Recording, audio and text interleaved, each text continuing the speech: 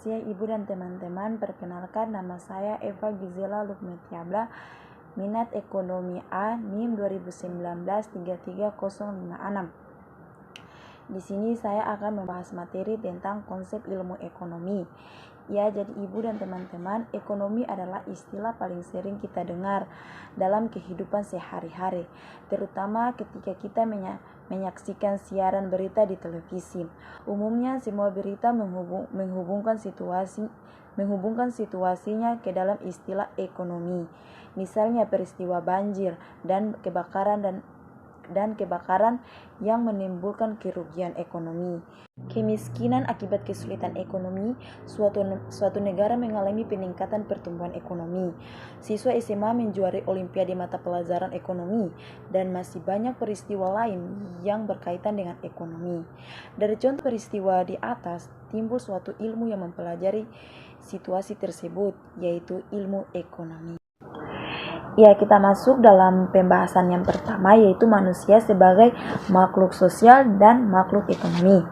Di satu sisi, manusia membutuhkan bantuan orang lain. Di sisi lain, manusia dihadapkan berbagai kebutuhan yang harus dipenuhi. Hal ini karena manusia memiliki berbagai perbedaan, baik fisik maupun kepribadian. Misalnya perbedaan suku, agama, dan ras.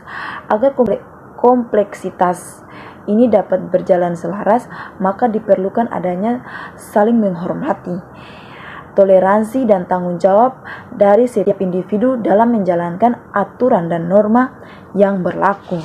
Dari penjelasan tadi, kita akan membahas secara terperinci. Jadi kita mulai dengan manusia sebagai makhluk sosial. Ya, Ibu dan teman-teman, pada dasarnya manusia tidak dapat hidup sendiri. Kita membutuhkan guru untuk belajar, membutuhkan orang tua sebagai pembimbing hidup, membutuhkan dokter saat sakit, membutuhkan teman untuk berbagi cerita, dan masih banyak contoh lainnya yang berhubungan dengan bantuan dari manusia lainnya.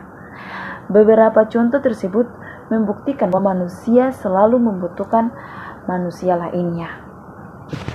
Oke, yang berikut kita masuk dalam pembahasan yang kedua, yaitu manusia sebagai makhluk ekonomi.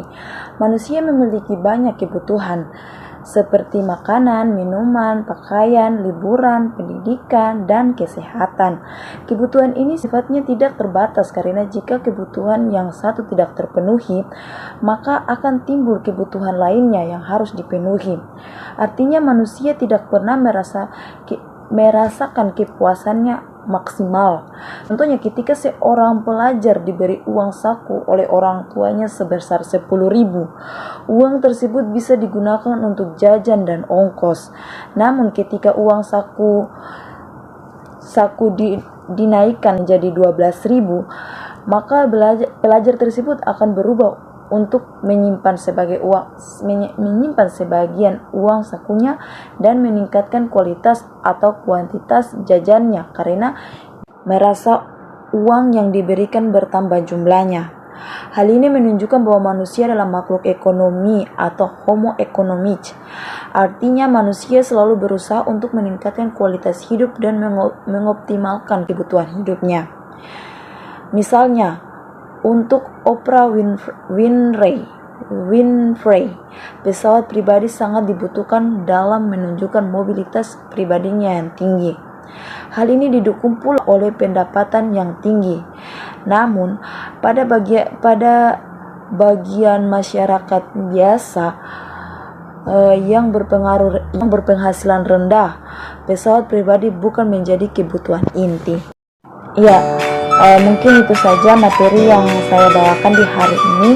Kurang dan lebihnya saya mohon maaf. Semoga materi yang saya bawakan di hari ini bisa bermanfaat bagi kita semua. Dan akhir kata saya, selamat siang dan shalom. Terima kasih.